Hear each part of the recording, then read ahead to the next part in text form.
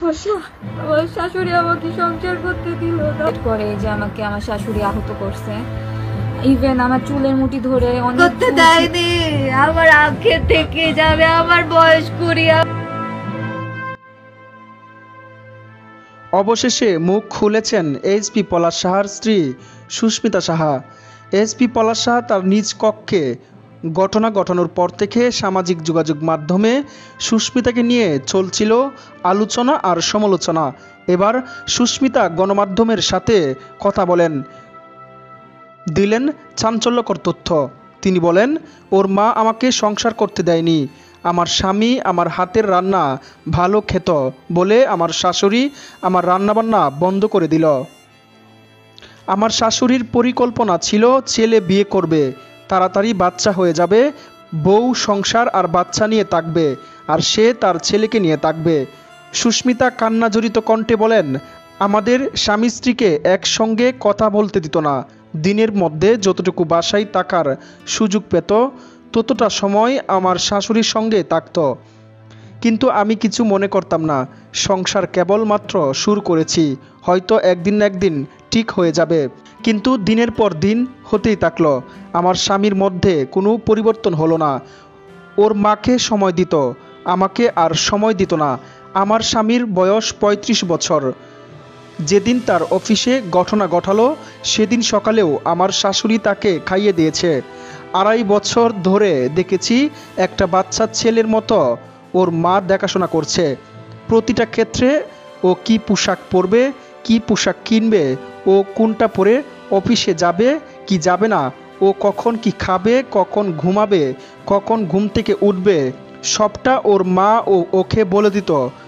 আমার স্বামীও সেটাই মেনে নিত।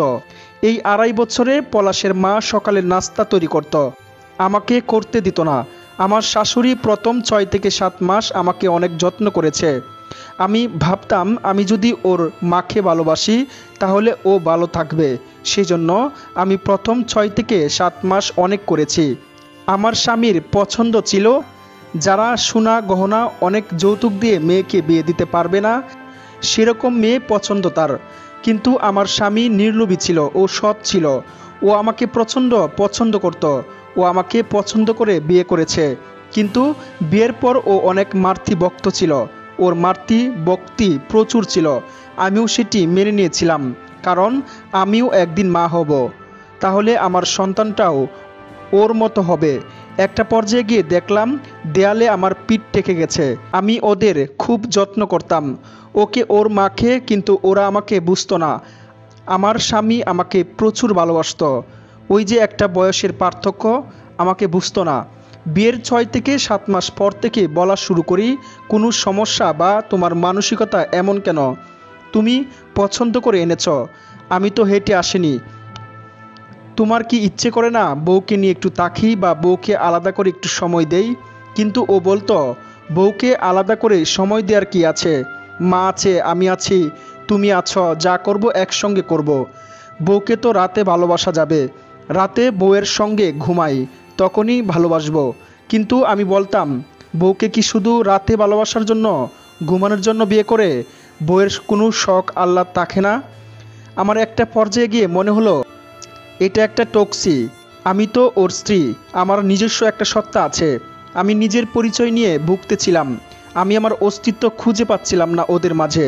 ওরা দুজনে কথা বলতো মা ছেলে। আমি যখন ওদের মাঝে যেতাম ওরা চুপ হয়ে যেত। এটা কেমন ব্যবহার?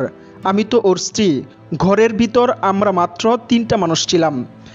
আমার স্বামীকে আমি প্রথম বলেছি, মা যেহেতু গ্রাম থেকে এসেছে তাই মাকেই মাস্টার রুম অ্যাটাচড বা বাথরুমটা মাকে দাও, পরিবেশটা মানাতে সহজ হবে। ওর মা ওর জন্য রান্না করত, ও যতটুকু খেতে পারবে ততটুকু।